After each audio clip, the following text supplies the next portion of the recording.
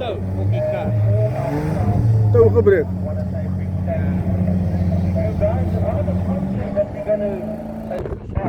Frankie, first a bit of circuit cleanup. Everybody can see on this screen going to turn 3 damp step. So the brooms are out and the cleanup crews are on their spots and they're doing a magnificent job as they always do. The best marshals in the world here at Killarney. And then we'll commence with that 8 to 9 lap race. Als het zo nat was, heeft hij heel moeilijk naar de kant But it's going to be no shortage of excitement when you have the likes of Steven Sneeman on his Fireblade, also Christopher Pino also on a 1000.